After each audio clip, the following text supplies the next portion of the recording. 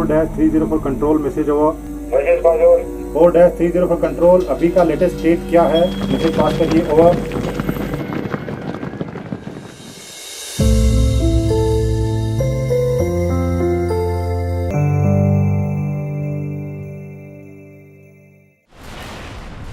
In nearly 50 conflict zones around the world, more than 1.5 billion people live under the threat of violence.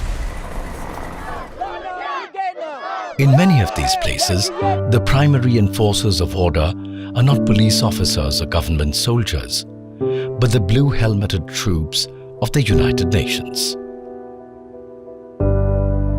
With more than 78,000 soldiers and 25,000 civilians across 14 countries, UN peacekeepers make up the second largest military force deployed abroad. India completes 70 successful years of its peacekeeping operations in 2020.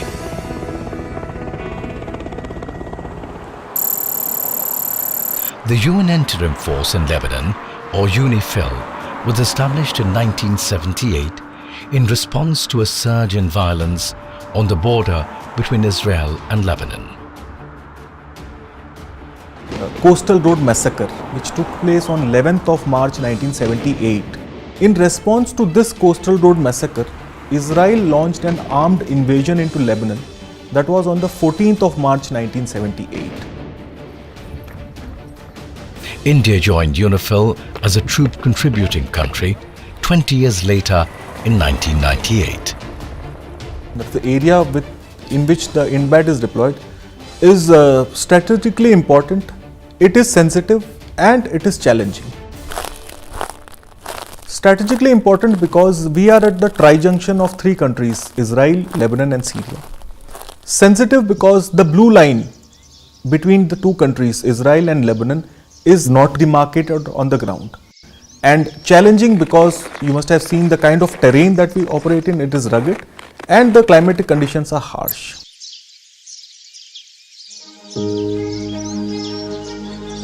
One of the most hotly disputed areas between Israel and Lebanon is Sheba Farms, where Indian Infantry Battalion have maintained vigil for the last 20 years.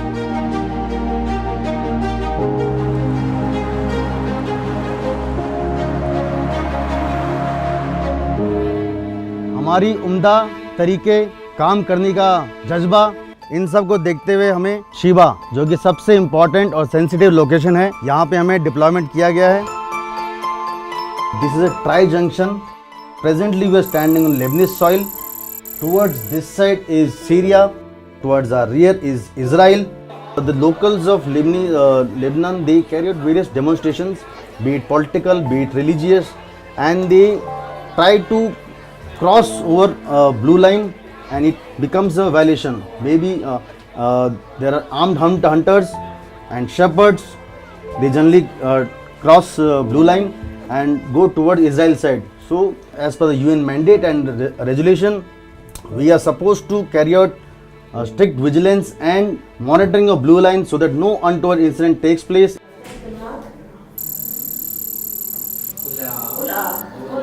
The medical team treats more than 400 patients every week with free medicines, free root canals, free dentures and free surgical treatments for the local population. Now she can find a new groom for herself, no? From India. We almost conduct 4 camps in a week at places like Sheba, Hebriye, Kafr Shuba, Almeri and Rashaya. We have no health facilities in this area. So once a week there is a big queue here to see the doctors.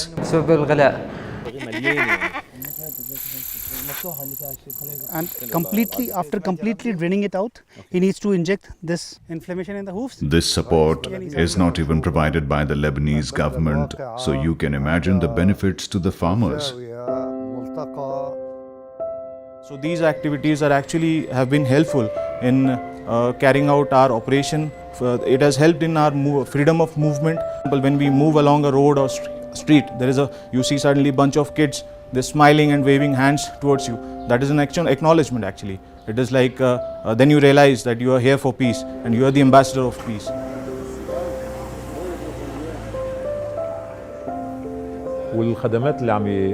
I also interact with other peacekeepers, but the Indians go out of their way. Go around and see how they are welcomed by the women and children, by the youth, by imparting skills, sharing knowledge, protecting the community.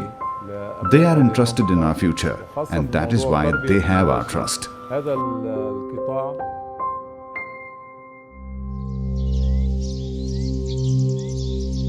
For the first time in Indian history, a company of Kazakhstan Army has been co-deployed with the Indian Army and placed under the commanding officer of the Indian battalion here in UNIFIL. Gentlemen, from the higher headquarters and the end resources, we have come to know that there is a likely escalation in the general area 4-31. The battalion commander has ordered the quick reaction team to move to the area of escalation. In the case of Kazakhstan, what happened was they are unable to deploy in terms of large numbers because they are not yet attuned to UN practices and work methods. So, and the UN does not have space for less than battalion strength. So, as a matter of cooperation, we offered that they could work as part of our battalion. So it was an offer which we extended to the Kazakh government. They accepted it. It's working very well. Mentoring by India in UNIFIL, but providing a new TCC today, the possibility to show of India and the sacrifice of India, because India brought Kazakhstan sacrificing some positions in its own unit. It's not just that I was not able to provide additional places. India took its own vacancies from its own unit and deployed Kazakhstan. That show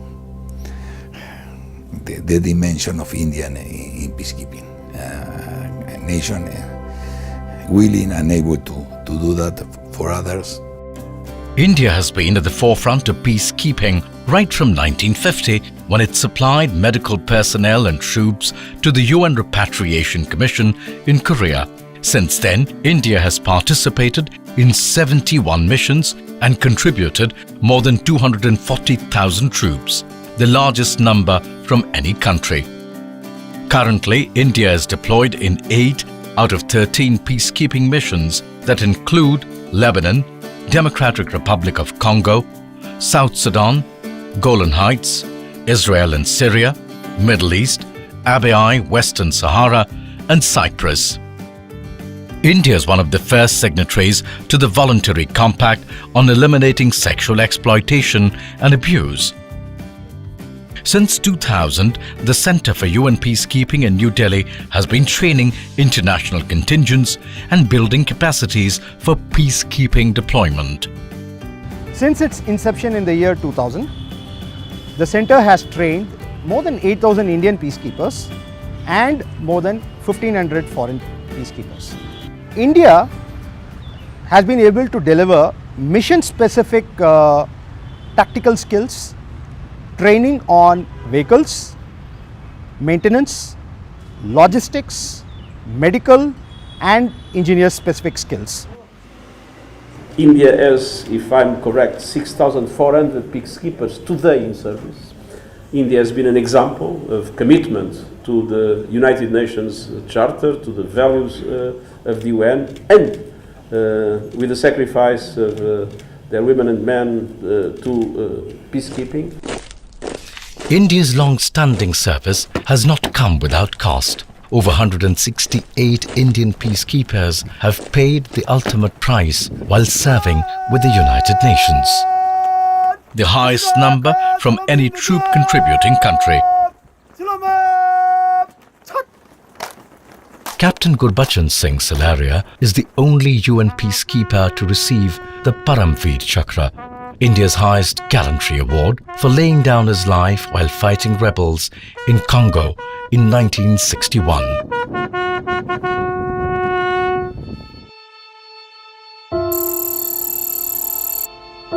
In 2007, India became the first country to deploy a first ever all-female force that helped to bring peace in Liberia in the wake of that country's brutal civil war.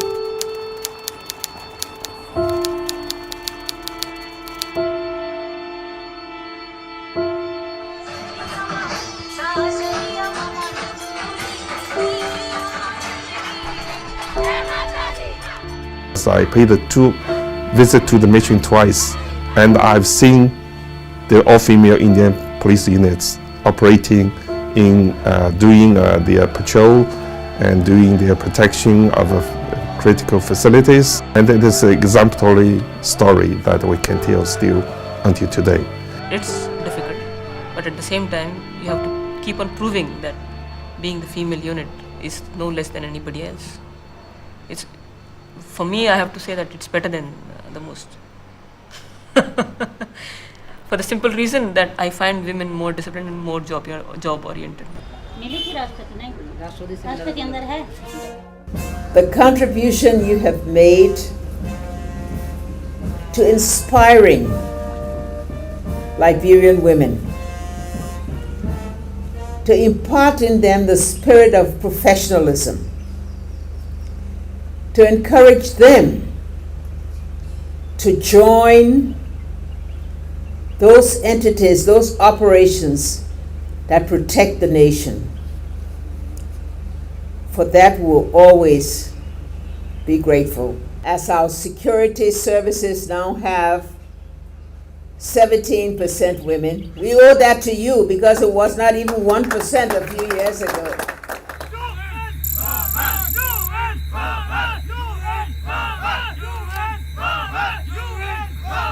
Tango 1 for control over. Control, pass your message over. 15 से 20 civilian हथियार के साथ fence काटने की कोशिश कर रहे हैं, ओवर। आप उनको वहां पर रोक के रखिए और फेंस को ब्रीच मत होने दीजिए। मैं आपके पास क्यूबेक 4 भेज रहा हूं 10 मिनट के अंदर, ओवर। हमारा टास्क टावर 1 पे सिचुएशन कंट्रोल करना। Access of advance POC gate. Bloodshed and rebellion are nothing new for South Sudan. 5 years after gaining independence, South Sudan was gripped by an ethnic civil war that has killed an estimated 50,000 and displaced over 1.6 million people.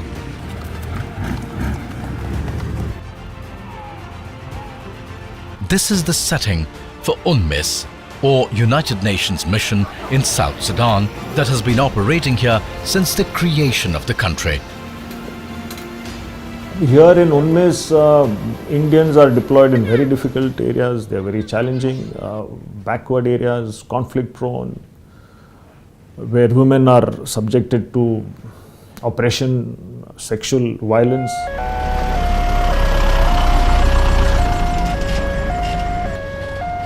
There is danger, yes. They operate basically in the greater Upper Nile area of South Sudan. 2, 3, up.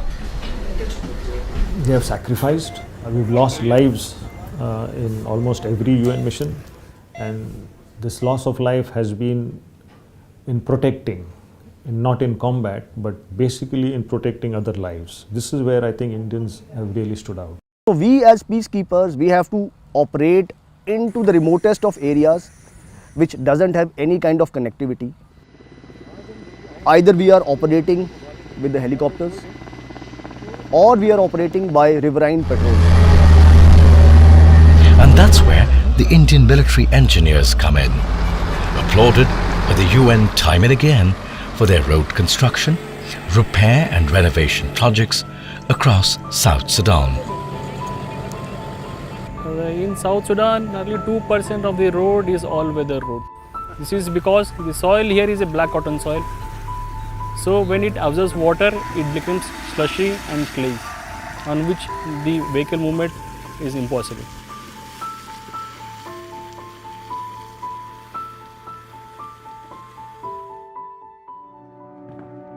So they camp for weeks, sometimes months, in the deadliest locations and build roads stretching hundreds of kilometers, facing a daily threat to their lives. We join our vehicles together and people have to live in their tailboats. There are threats of wild animals, of mosquitoes. There are threats of local thieves also. But still then, it's our job, it's our mandate. We do it to achieve our goal. Lieutenant Commander Jubair, Patrol Commander. Sir, today's mission is from Benefiu to Kodok. The distance from here is approximately 63 km, and depending upon the weather and visibility, we will take around 40 to 45 minutes to reach there.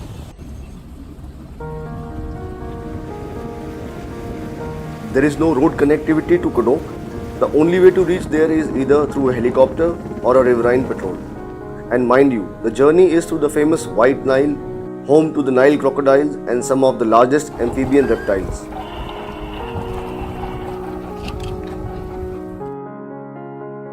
So during the crisis of 2017, that was a place from where once the crisis started and reached the town of Kodok, approximately 18 to 20,000 people flee from that area. The mission hierarchy decided that a UN footprint on the western banks will bring some security and normalcy to the area. And once people see the UN presence there, they might come back. So the Indians were entrusted to set up a temporary base on the western banks of Nile, and we did it in almost 90 days. Indian ingenuity, innovation and sacrifice are on display here in Kodok. Since it's a temporary base, a company of 120 peacekeepers live in tents. Though rainproof, they don't protect them from the mercury rising to 50 degrees Celsius. Approximately 3 to 4 snakes are being encountered every day. We have specially got from India anti-snake venom pan-Africa in case of an emergency to contain the situation till the time evacuation takes place. Since it is not connected by road, ration stocks come in helicopters once every 2 weeks. In case of non-availability of air assets, this gets delayed too. Keeping peace here. We have done few things for the people to improve their lifestyle, to improve connectivity between them.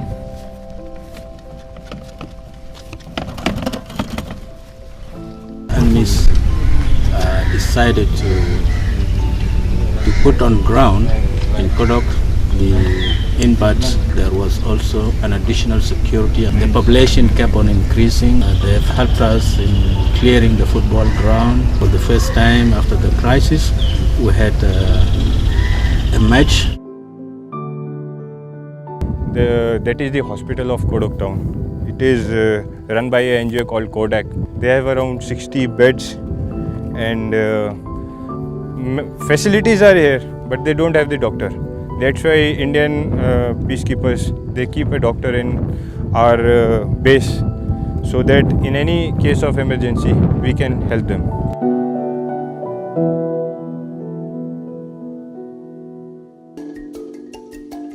When you travel to the interiors of the Democratic Republic of Congo, the sights behold you.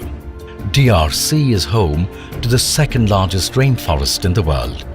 Its mineral wealth is estimated at $24 trillion, but the average income of a DRC citizen is only $400 a year.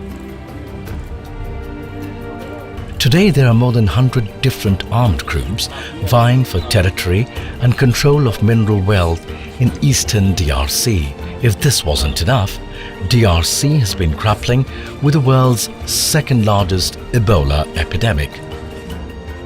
The peacekeeping of the past were based in, let's say, ceasefire, buffer zones, where the peacekeepers were extremely respected and they were not targeted. This is not happening in this mission. This mission, the peacekeeper that is deployed here, he must be prepared to fight. To fight first to protect himself, and second to protect the civilian population of this country. Because of the legacy of Rwandan genocide, because of the abundance of these mineral resources which is there in my area, I have got these armed groups which are roughly about 33 to 34% which are active in my area of responsibility. I have the maximum number of human rights violations in my area. The Indians are headquartered in Goma, home to Lake Kivu, that conceals an enormous underwater concentration of carbon dioxide and methane. An untimely eruption could spread a lethal cloud across the city and spare no one. And then there is Mount Nyiragongo, one of the most active volcanoes on the planet. But with more than 2,600 troops on the ground, India is one of the biggest contingents in the biggest and most challenging peacekeeping mission under the UN flag.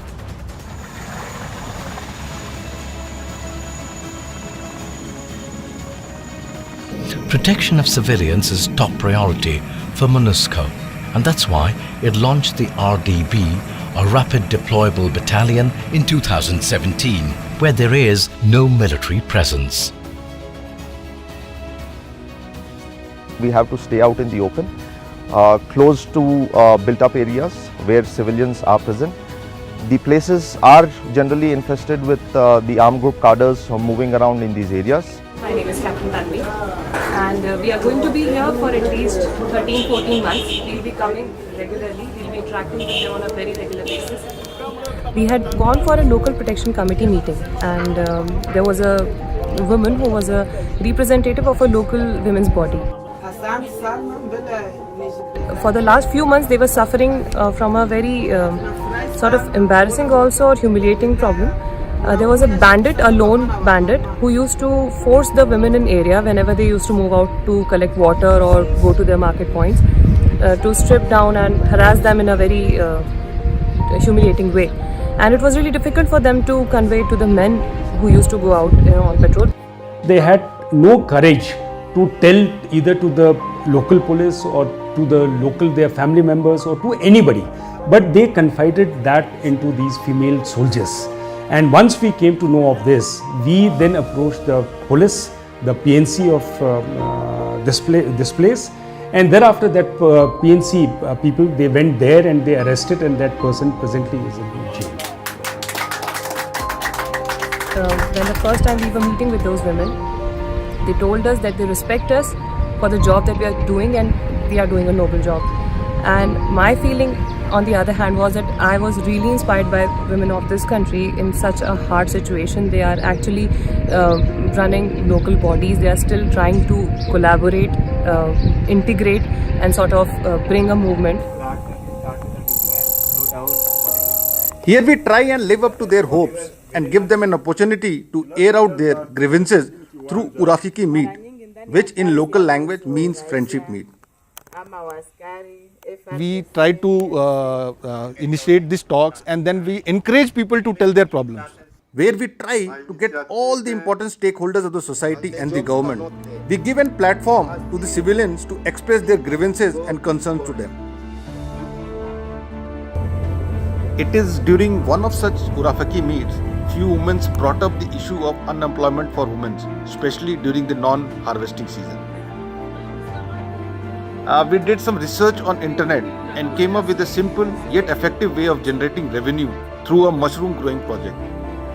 It was really amazing for me to see that from these natural things, the remains of maize, beans, corn, we can make mushroom.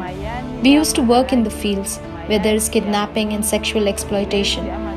So when we started earning more than $30 a month, it was unbelievable. Indian troops by nature are a people's army. And what a people's army and those who are involved in that is that they know how to reach out to people. It enables better safety and security of the people. It enables them to do their jobs better. So that's one critical skill of engaging with people that many other troops may not have. कैसे गाड़ी को रोकना है, कैसे driving सीखना है, क्या क्या इसके अंदर चीज़ें होती है, उसके बारे में आपको जानकारी दूंगा. Power steering system, power steering pump, और power steering rigid है. And all DP stick is here. DRC is a French country. the training is done in English, and most NGOs are English speakers. Now, when they come here to learn in English, the certificates which are given, when they go to present them to the NGOs which are speaking English, they like it very well and they are selected. And after 6 weeks, we start strengthening exercises. Después de 6 semanas comenzará. Ok, buenísimo. Me encantaría oler y jugar al voleibol. Okay, I would love to smell and play volleyball. Okay, I think you should be able to play volleyball. Who says language is a barrier to forge connections? India's Level 3 hospital in Goma's only state-of-the-art hospital in the city, capable of carrying out life and limb-saving surgeries. According to the mandate, they're supposed to treat UN staff only. But remember, these are Indians we're talking about. Saving lives, holding free cataract surgeries, going to the interiors to hold Ebola awareness camps, or adopting an orphanage. So, Ebola handshake. Okay. They are the real needy people.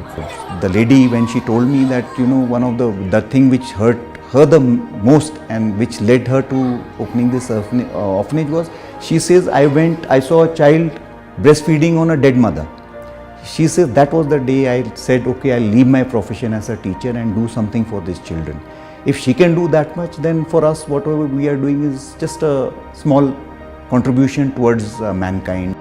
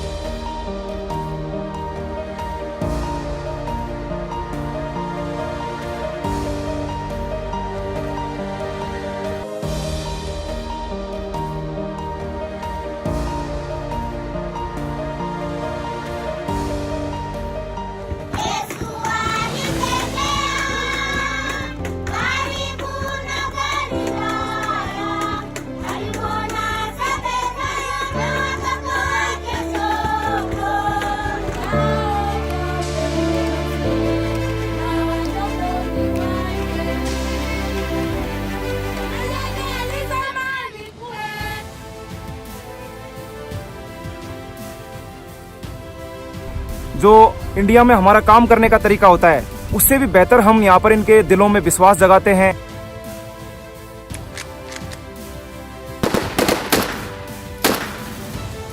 The training and the experience that they bring to this mission.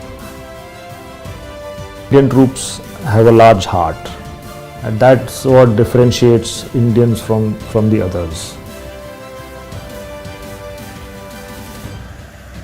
Sometimes you move in some of our area of operation in different missions. You go somewhere and then you see that no one can live there, and then you found a detachment or an Indian company.